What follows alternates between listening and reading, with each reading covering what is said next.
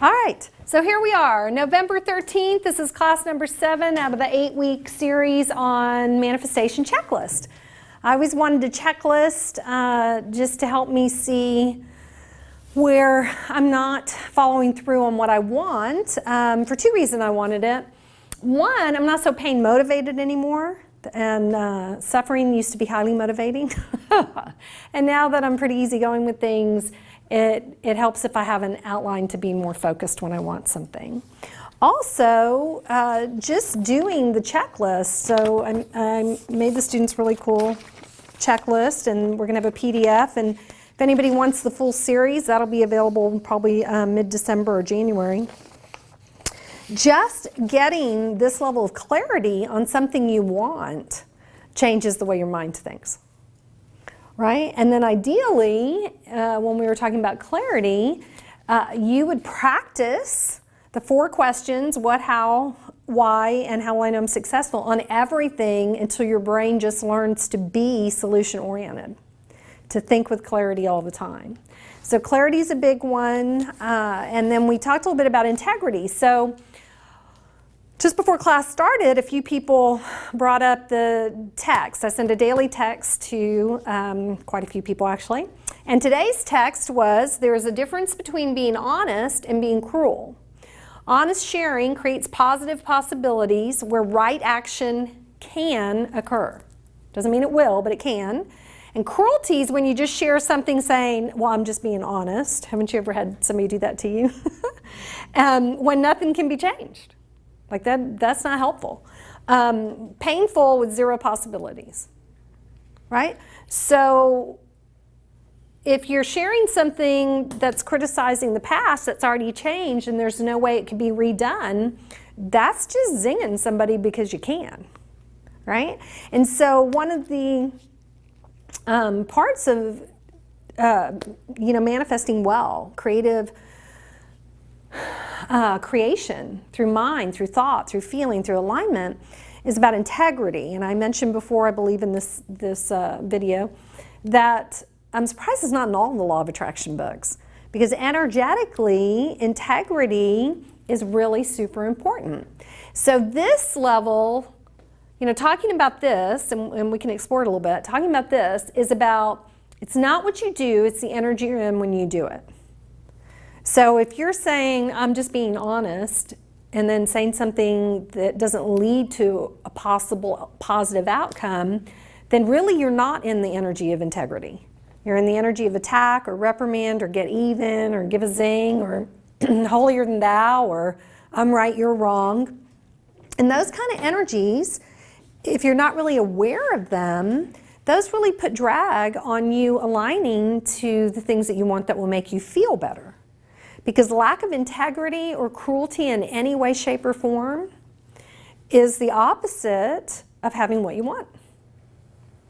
Right? So the more you're a consciousness match for what you want, which means things that feel good, otherwise you wouldn't want them, the more that you can be supported when you're fully congruent. Now you could just be a mean person and be honest and zing people all the time. There are some people really gifted at that, right? And they get away with it a long time. But you can be assured that those are not very happy people, right? To really be joyous, to really honor the Creator, to really take care of others, to love yourself and love others and contribute to this world in a positive vibrational way, then you'd be aligned to a level of integrity, kindness. You'd always be picking love. So a real easy way to know if you're about to say something, is it integrous with feeling good for you by your standard? It's just real easy. Ask if it's loving and if you'd want it pointed out to you. Right? If you can flip things, you can get a better picture. Would I like that? Right? All the times we want to coach people when they don't ask. Or remind them that they could have been something. If they didn't ask, then you're not really being kind. If people don't want it and you're offering it, they feel judged and it can be very awkward and it can be uncomfortable. I was just having dinner with somebody I really like, and she's 19, and she always feeds me. It's like I'm coach on retainer. Do the most text coaching I've ever done when she was away at school. And she was saying, one of her friends called her, and she's like, oh no, you can talk to Helen, but I'm not coaching you. I laughed and I thought, oh, that's really smart. She knows her boundaries. She knows what she's good at and what she wants in a relationship, right? So just as you want to know how to be the most powerful experience of you, you want to seek first to understand what's a win-win. Is the other person in a position to receive? Do they really want it? Will it really create positive change?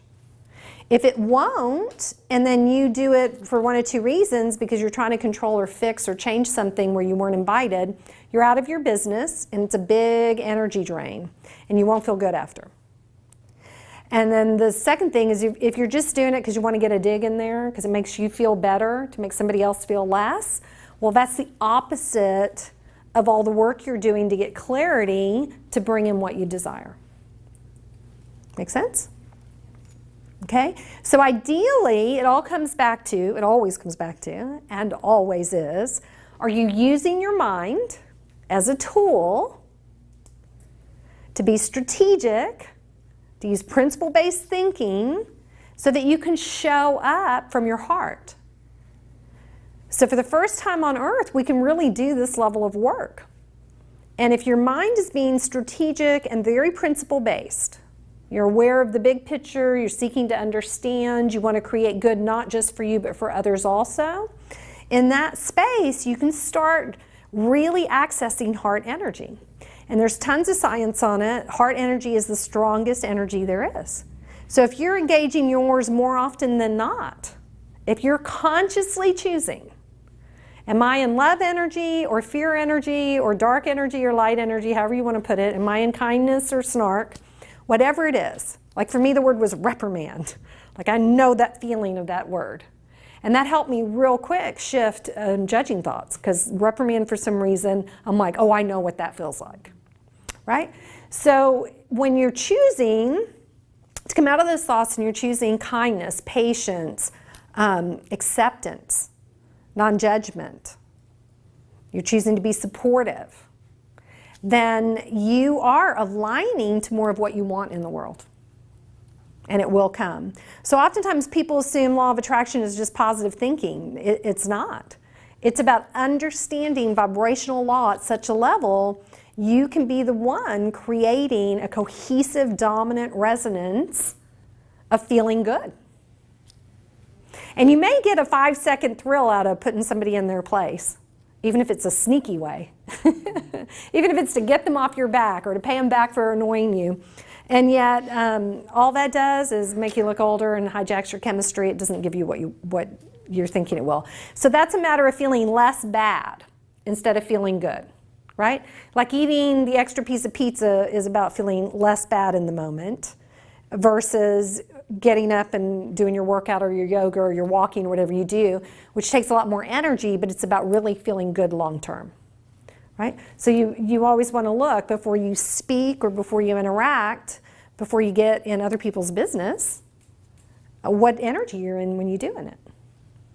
Are you coming from a less bad energy, or are you coming from a bigger paradigm of, I desire to feel good and I'm a match for feeling even better, and this is why I'm a powerful co-creator of good.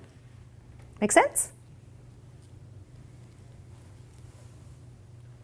Okay, so integrity, you want to remember, the more you practice in integrity, even in your thoughts, right? If you're in your mind and you're thinking of different things, and then, just frame it up. Just say, look, I have all these choices. Here's what I'm going to choose. This aligns to my code of integrity. And it actually takes a lot of thought if you've not really been focused on it. And we're at a time right now in our culture where it's not about character. It is definitely an information age, but it hasn't been an age about character so much this time around. And so we haven't been raised with that thinking of what is integrous. And so it would really be good for you to look at it. Do you walk your talk? Do you follow through when you commit? You know, sometimes you might find you do for some people and not others. Or maybe you don't do it for yourself. You know, have you really looked at how you're showing up in the world? And is it a match for how you perceive to be the best version of you? That's what integrity is about. And that's why it's a vibrational match to conscious co-creation, because then you're aligned to a divine intelligence that makes sense and is very logical. Good?